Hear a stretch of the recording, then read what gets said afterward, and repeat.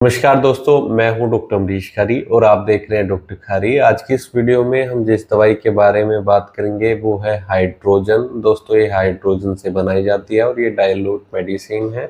30 CH, 60 CH या 200 CH potency में इसको यूज किया जा सकता है। आज हम जानेंगे कि किन लक्षणों में और किन बीमारियों में दवाई असरदार है। जानने के लिए वीडियो पूरा देखें।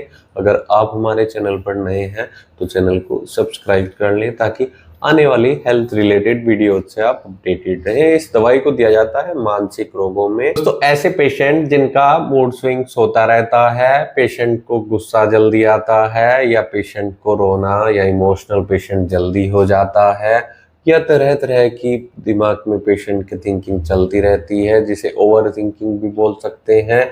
ओवर थिंकिंग में, मूड स्विंग्स में ये दवाई पेशेंट को दी जाती है।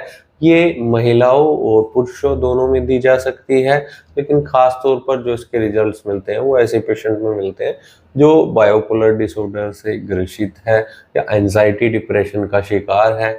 पेशेंट को बेचैनी रहती है, पेशेंट को अलग अलग तरीके के विचार आते हैं दिमाग में। कई बार तो पेशेंट के लक्षण ऐसे देखे जाते हैं कि वो रोने वाली बात पे हंस देता है, हंसने वाली बात पे रो देता है, या फिर कोई सीरियस मैटर चल रहा है जहां पेशेंट को हंसना भी नहीं चाहिए, वहां पर भी पेशेंट हंस देता है। ऐसे लक्षणों में, ऐसी बीमारियों में, ऐसे मेंटल सिम्टम्स में दवाई देने से पेशेंट को काफी राहत मिलती है। ऑल ओवर जो ये सिम्टम्स अगर पेशेंट के अंदर आ रहे हैं बायोपोलर डिसऑर्डर में, या डिल्यूजन भी पेशेंट को हो रहा है, या मूड स्विंग्स हो रहे हैं, एंजाइटी बेचैनी देखने को मिल रही है, घबराहट पेशेंट को होती है, डिप्रेशन का शिकार है लंबे टाइम से, अकेला रहना पसंद करता है, ऐसा पेशेंट किसी से बात भी नहीं करता है और कई बार उसका ऐसा रिएक्शन रहता है जो एबनॉर्मल देखने को मिल सकता है। तो ऐसे केस में दवाई बहुत इफेक्टिव रहती है, पेशेंट को काम रखती है, शांत रखती है और इन बीमारियों को ठीक करने में मददगार ये दवाई रहती है। ये दवाई देने से पेशेंट के अंदर जो सेंसेस होते हैं उनको शांत करने में दवाई मददगार रहती है। साथ ही देखा जाता है कि पेशेंट के जो मेंटल हेल्थ है वो स्ट्रोंग होना शुरू हो जाती है, हेल्दी पेशेंट होना शुरू हो जाता है मानसिक तौर पर। जिन लोगों में स्ट्रेस ज़्यादा होता है, ओवर थिंकिंग जिसके कारण रहती है, ऐसे पेशेंट पे भी ये दवाई बहुत इफेक्टिव रहती है।